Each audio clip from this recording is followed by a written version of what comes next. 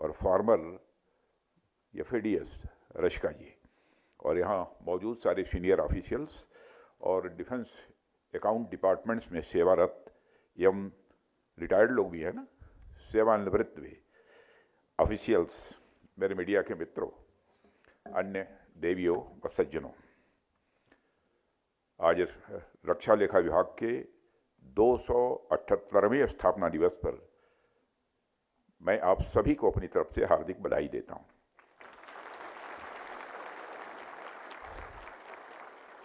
और आज जिन लोगों ने विभिन्न पुरस्कार प्राप्त किए हैं उनको मैं पुनः एक बार बधाई दे चुका हूं, दूसरी बार भी मैं उन सभी को अपनी बधाई देता हूं। साथियों, आज का जो यह दिन है, यह इस विभाग के स्थापना दिवस होने के कारण मैं मानता हूं कि छोटा दिन नहीं है बल्कि बड़ा दिन है। और यह दिन हमें इस बात के लिए इंस्पायर करता है कि हम अतीत के अपने कार्यों का आकलन करें और भविष्य के लिए कुछ योजनाएं भी बनाएं। जैसा कि हम सब जानते हैं, डिफेंस अकाउंट डिपार्टमेंट हमारी आर्म्ड फोर्सेस और एलाइड ऑर्गेनाइजेशंस के फाइनेंशियल मैनेजमेंट में बहुत ही महत्वपूर्ण भूमिका निभाता है। और डिपार्टमेंट द्वारा प्रदान की गई फाइनेंशियल एडवाइस और आपके द्वारा किया गया ऑडिट, अकाउंटिंग और बजट मैनेजमेंट एक तरफ तो डिफेंस सर्विसेज की फाइनेंशियल हेल्थ को इंश्योर करती है, तो वहीं दूसरी तरफ आप लोग ऑपरेशनल रेडीनेस को भी इंश्योर करते हैं। जाहिर सी बात है, सारी चीज़ें करते हुए इफ़िशियंसी और ट्रांसपेरेंसी बनाए रखना भी ये बहुत ही आवश्यक होता है।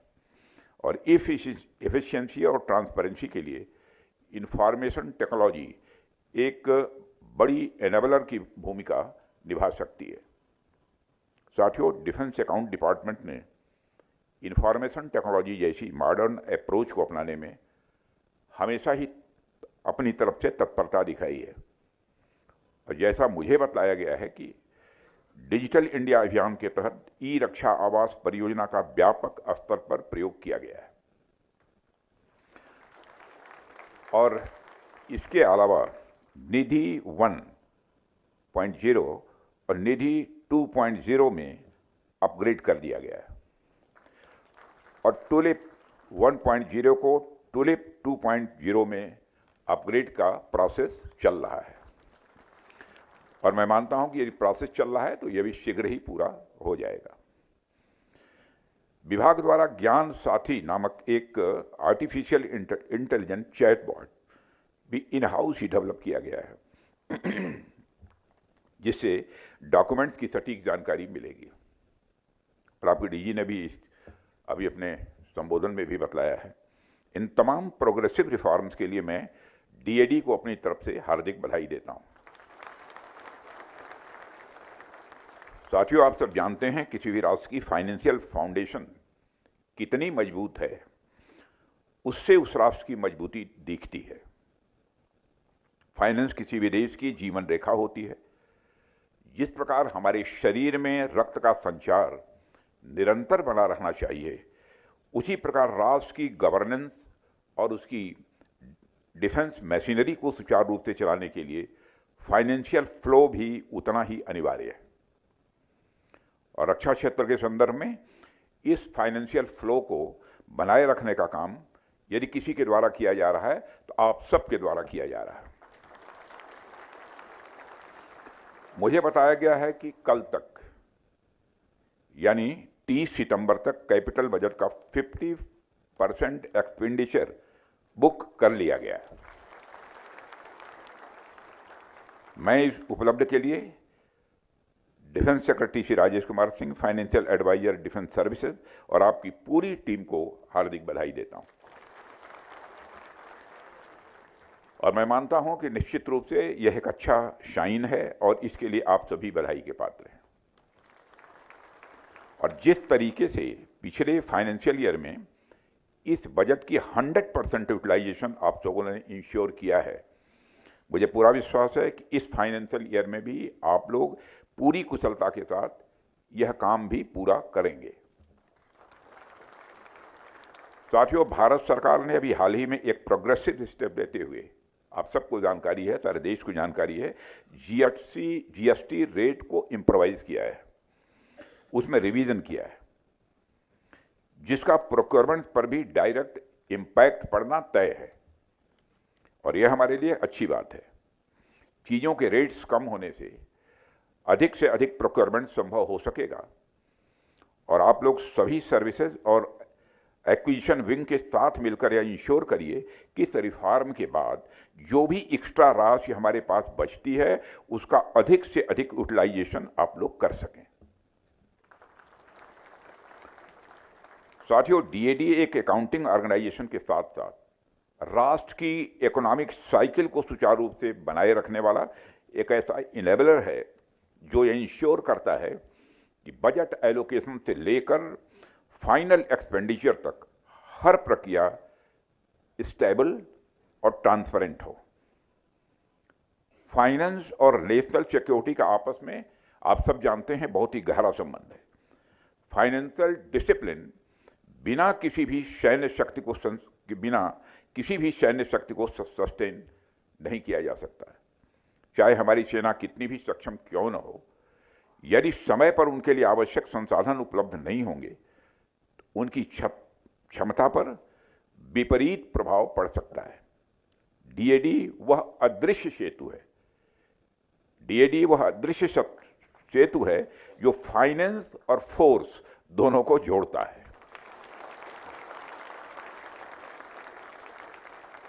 और मुझे विश्वास है कि आप सभी इस जिम्मेदारी को आगे भी इसी कमिटमेंट के साथ निभाते रहेंगे तथा इस डेडिकेशन और कमिटमेंट के साथ राष्ट्र की सेवा आप सबके द्वारा की जाती रहेगी।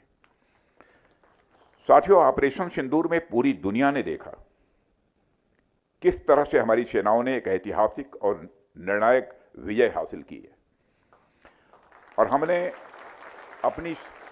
अपनी सेनाओं का शौर्य देखा, उनका पराक्रम देखा। लेकिन हमारी सेनाओं के शौर्य के पीछे जो पावर्स होती है उसमें डीएडी का भी एक बहुत बड़ा रोल होता है।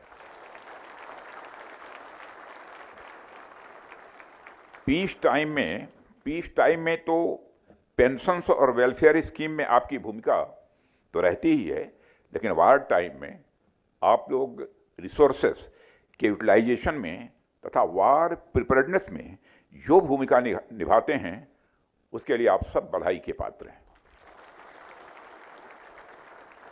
जहाँ तक मुझे याद है कि मैं लगभग हर वर्ष आपके स्थापना दिवस पर आप सबके बीच आता रहता हूँ। जब से रक्षा मंत्री हूँ तब से आता रहा हूँ ना। आप सबसे मुलाकात भी होती है और आप सबसे थोड़ी बहुत बातचीत भी होती है और मेरा यह प्रयास रहता है जब भी मैं आपसे मिलूं तो आपके विचारों को सुनूं और कुछ अपने विचार भी आप सबके सामने यहाँ रखूं। अब मुझे याद आ रहा है कि मैंने पिछले वर्षों में भी कई परफॉर्मेंस ऑडिट की बात की है, कभी मार्केट इंटेलिजेंस की बात की है और कभी फेसलेस ट्रांजैक्शंस की भी बात की है, तो कभी इससे आगे बढ़कर हमारे डिफेंस बजट को इकोनॉमिक्स के एक ब्रांच के रूप में स्टडी करने की भी बात कही है।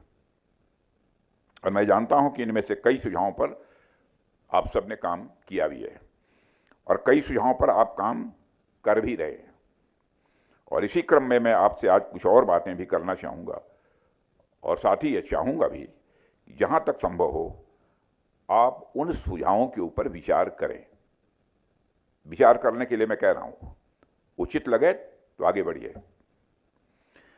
साथियों, जिस तरह से हमारे आसपास चीज़ें बदल रही हैं उसे देखते हुए रक्षा के क्षेत्र में हमारी रिक्वायरमेंट्स भी बड़ी तेजी से बढ़ रही है। इसलिए रक्षा बजट का भी लगातार विस्तार हो रहा है। आज प्रतिवर्ष चाहे वो एक्विजिशन का बजट हो या फिर सस्टेनेंस का हो या फिर पे, अलाउंसेज और पेंशन्स का, इन सब में हमें लगातार बढ़ोतरी देखने को मिल रही है और जाहिर सी बात है यह बढ़ोतरी आगे भी जारी रहने वाली है। इसके साथ ही यह भी स्वाभाविक है कि जब हमारा बजट बढ़ेगा तो आपका काम भी बढ़ेगा। इसका मतलब यह नहीं कि आपके द्वारा नहीं सोचा जाना चाहिए बजट न बढ़े। बजट बढ़ेगा तो काम भी बढ़ेगा, और वो अपने आप में एक चुनौती है। इस चुनौती के अलावा रक्षा मंत्रालय में ईयर ऑफ रिफॉर्म्स के अंतर्गत जो नए बदलाव आ रहे हैं, जो डिफेंस अकाउंट से रिलेटेड हैं, वह बदलाव भी आपके सामने एक चुनौती की तरह खड़े हैं। इसका एक उदाहरण मैं आपको यहाँ देना चाहूँगा। बीते वर्षों में हमने रिसर्च एंड डेवलपमेंट में अच्छा खासा इन्वेस्टमेंट किया है, लेकिन यह भी एक सच्चाई है कि रिसर्च एंड डेवलपमेंट से जुड़े हुए इन्वेस्टमेंट का जो रिटर्न होता है वह अपने आप में बड़ा अनसर्टेन होता है। इस सच्चाई को स्वीकार करना पड़ेगा। कई बार आप जो इन्वेस्टमेंट करते हैं उसका डायरेक्ट रिटर्न आपको मिल जाता है, और कई बार उसका रिटर्न नहीं मिलता है। यह बातें सिर्फ डिफेंस सेक्टर पर ही लागू नहीं होती, बल्कि किसी भी क्षेत्र पर ही लागू नहीं होती, बल्कि किसी भी क्षेत्र में आपका रिसर्च एंड डेवलपमेंट करेंगे तो उसका क्या रिटर्न आपको मिलेगा, यह बिल्कुल अनसर्टेन है। लगभग अनसर्टेन नहीं है, बल्कि मैं मानता हूं बिल्कुल अनसर्टेन है। कहा नहीं जा सकता क्या होगा। दूसरी तरफ जिस तरह से मॉडर्न वारफेयर आज टेक्नोलॉजी ओरिएंटेड होता जा रहा है, यह अविश्वसनीय है। आज के युद्ध में नई नई प्रकार की टेक्नोलॉजी ने बड़े स्तर पर एक सरप्राइज एलिमेंट के रूप में काम किया है। यह हमारे लिए भी एक कंसर्निंग सिचुएशन पैदा कर सकती है, क्योंकि यह तो जाहिर सी बात है, आज के टाइम पर जो मॉडर्न टेक्नोलॉजी इस वारफेयर में यूज हो रही है वह रिसर्च एंड डेवलपमेंट पर ही बेस्ड है, और वर्षों की रिसर्च के बाद उन टेक्नोलॉजीज को डेवलप किया गया है। इसलिए रिसर्च एंड डेवलपमेंट को तो इग्नोर किया ही नहीं जा सकता, और हमारे यहाँ भी स्थितियाँ ऐसी ही हैं।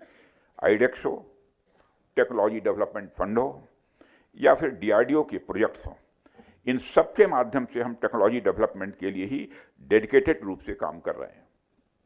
कहना मैं ये चाहता हूँ कि आज के समय में रिसर्च एंड डेवलपमेंट की जो नीड है उसको देखते हुए डीआरडीओ के पास एक बड़ा चैलेंज यह है कि किस प्रकार से वह बजटरी इक्वेशन को बरकरार रखते हुए रिसर्च एंड डेवलपमेंट की फंडिंग को भी फैसिलिटेट करे। वैसे तो आप सब इस दिशा में पहले से ही काम कर रहे हैं, लेकिन आज मैं यह इसलिए बोल रहा हूं क्योंकि अब यह समय की मांग है कि हम भारत में एक ऐसा इनोवेटिव इकोसिस्टम तैयार करें जो research and development based technology को हमारे डिफेंस सेक्टर में बढ़ावा दे।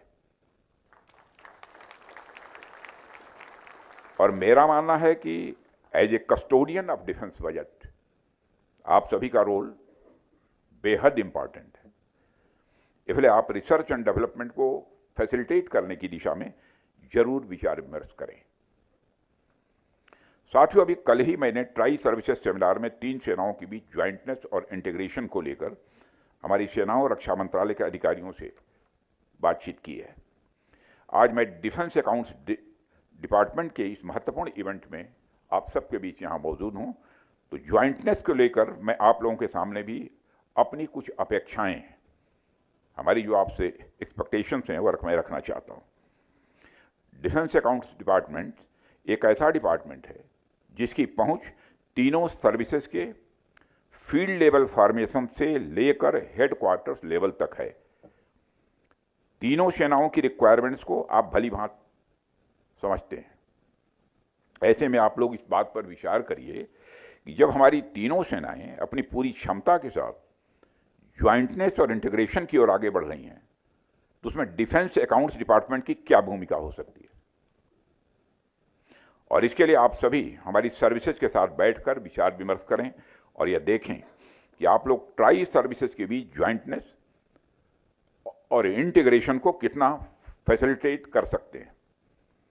यह हमारी ट्राई सर्विसेज के ज्वाइंटनेस और इंटीग्रेशन में अच्छे रिजल्ट दे सकता है, ऐसा मेरा मानना है। साथियों, जैसा कि आप सभी को मालूम है कि नेशनल सिक्योरिटी एनवायरनमेंट बहुत ही डायनेमिक है, और इस सिक्योरिटी एनवायरनमेंट में ज़रूरतें बहुत तेज़ी से बदलती हैं और नई ज़रूरतें भी पैदा होती हैं।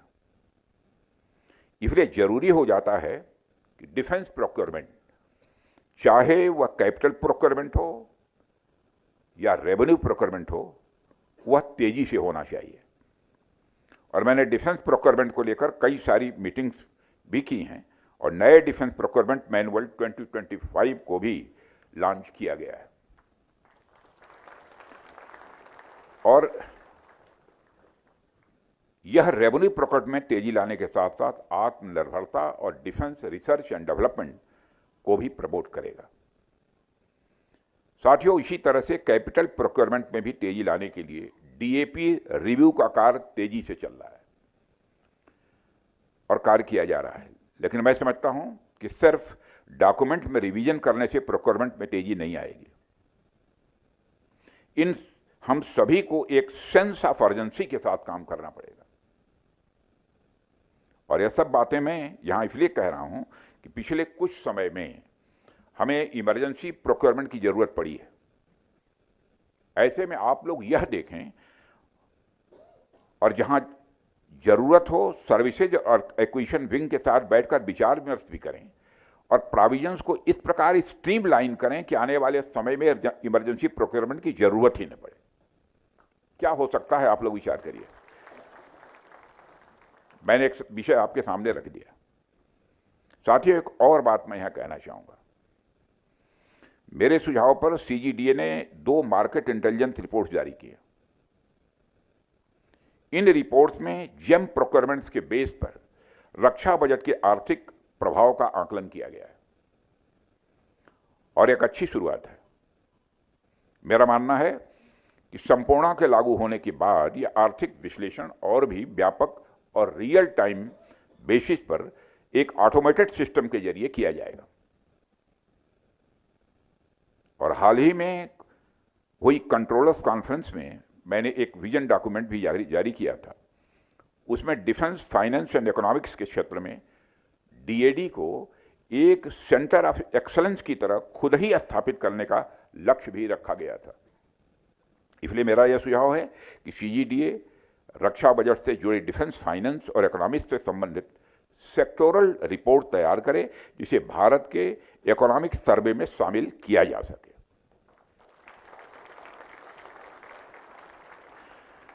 साथियों, चूंकि डिफेंस अकाउंट्स डिपार्टमेंट को centre of excellence for defence, finance and economics बनाने का विजन डॉक्यूमेंट पहले ही जारी किया जा चुका है, इसलिए मैं चाहूंगा कि सीजीडीए इसका एक पूरी एक्शन प्लान भी तैयार करें ताकि इस विजन डॉक्यूमेंट को सही मायनों में लागू किया जा सके। और साथियों, मुझे लगता है कि आपको सिर्फ ऑफिस में बैठकर ही फाइनेंशियल रूल्स को नहीं देखना चाहिए, बल्कि आप यह भी देखें कि वे फाइनेंशियल रूल्स कहां अप्लाई होते हैं, किन सोल्जर्स के लिए अप्लाई होते हैं और किस बॉर्डर की सिक्योरिटी के लिए अप्लाई होते हैं। वहां पर भी यदि ग्राउंड पर जाकर आप चीजों को देखें कि हमारे सोल्जर्स कितनी कठिन परिस्थितियों में काम करते हैं, इससे आपको अपनी फाइनेंशियल एडवाइस देते समय ग्राउंड सिचुएशन और मार्केट एनवायरनमेंट की भी अवेयरनेस रहेगी और साथ ही आपको फाइनेंशियल वर्क का इंपैक्ट और ज्यादा रहेगा। साथियों, मैं भली भांति जानता हूं कि आप सभी जिस क्षेत्र में यहां काम कर रहे हैं वह बड़ा कॉम्प्लेक्स है और आपका कार्य एक ऐसी जिम्मेदारी है जो सीधे सीधे हमारी नेशनल सिक्योरिटी और हमारे सैनिकों के मनोबल से जुड़ा हुआ है। कई बार परिस्थितियां ऐसी हो जाती हैं जब आपको एक ही समय में 2 बिल्कुल अलग अलग जिम्मेदारियों का निर्वहन भी करना पड़ता है। एक और आपको फाइनेंशियल रूल्स एंड रेगुलेशन का सख्ती से पालन करना होता है और यह आवश्यक भी है क्योंकि राष्ट्र की संपत्ति का हर एक पैसा जनता की गाढ़ी कमाई का है और उसका सही उपयोग सुनिश्चित करना मैं समझता हूं कि हम सभी की जिम्मेदारी भी है और हम सभी की जवाबदेही भी है। वहीं दूसरी ओर ऑपरेशनल रेडीनेस यानी हमारी सेनाओं की तत्परता और उनकी कैपेबिलिटी को बढ़ाते रहना भी उतना ही महत्वपूर्ण है। कभी कभी यह दोनों बातें कंट्राडिक्टरी लगती हैं। कई बार यह लग सकता है कि रूल्स और जिम्मेदारियों के बीच टकराव हो रहा है, लेकिन साथियों, मेरा अपना अनुभव यही कहता है कि यह कंट्राडिक्शन केवल ऊपरी तौर पर दिखने वाला भ्रम है। यदि हम सही सोच और कोऑर्डिनेशन के साथ काम करें, नियमों का पालन करते हुए भी हमारी सेनाओं की आवश्यकताओं को समय पर पूरा किया जा सकता है। यही बैलेंस हमारे कार्य का मैं मानता हूं, सबसे इंपॉर्टेंट फैक्टर है।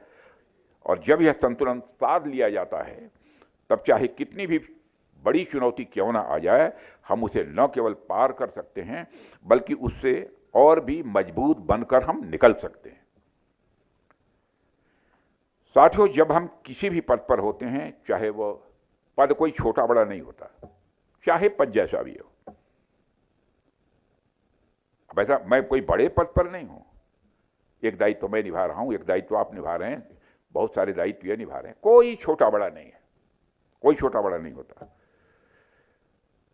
और हमें अनेक प्रकार की चुनौतियों का सामना करना पड़ता है जब हम अपने दायित्व को निभाते हैं।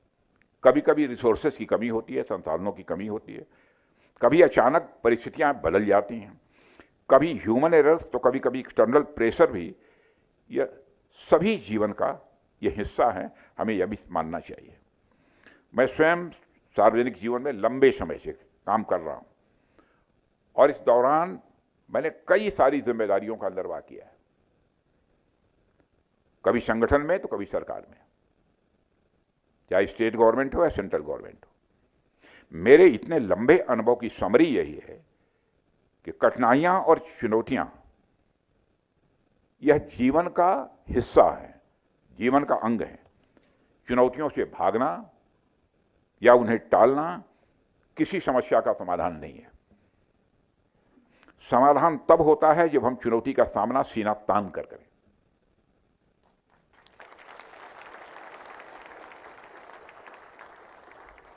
और एक समय ऐसा ही बड़ा चैलेंज, मैं मुख्यमंत्री नहीं बल्कि मंत्री था, शिक्षा मंत्री, तब मेरे सामने आया था। चारों तरफ से हताशा ही हताशा दिख रही थी, फिर भी मित्रों मैंने घुटना नहीं टेका।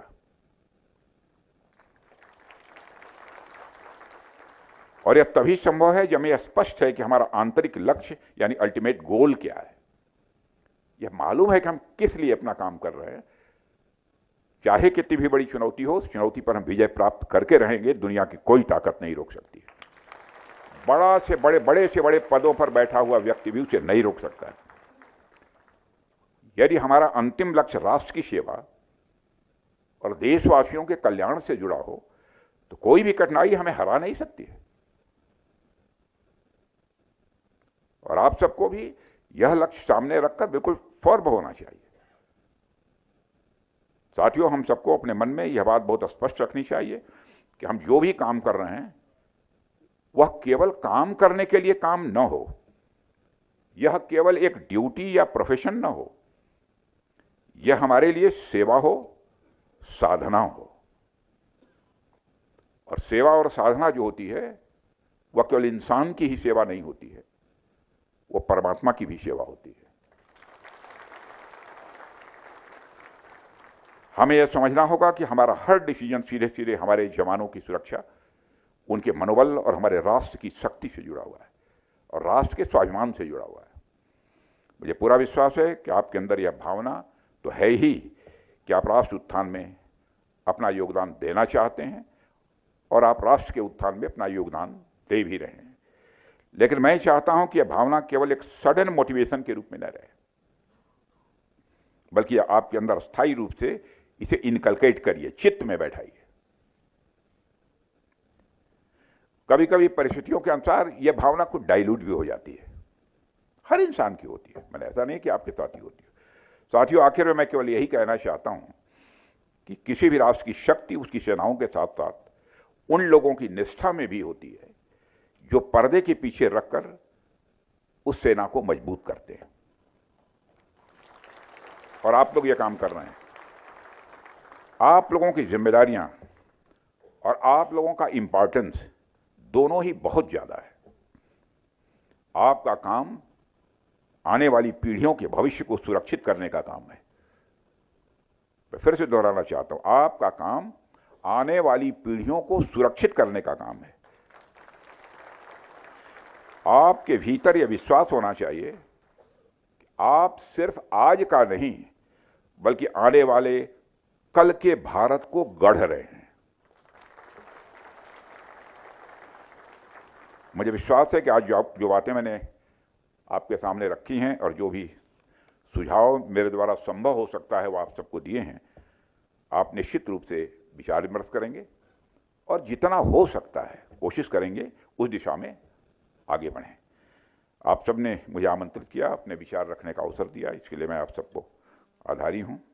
और मैं एक बार पुनः डीआईडी के स्थापना दिवस की आप सबको हार्दिक शुभकामनाएं देता हूं और साथ ही विजयादशमी, दशहरा और नवरात्र की भी ढेर सारी शुभकामनाएं देते हुए अपना निवेदन समाप्त करता हूं।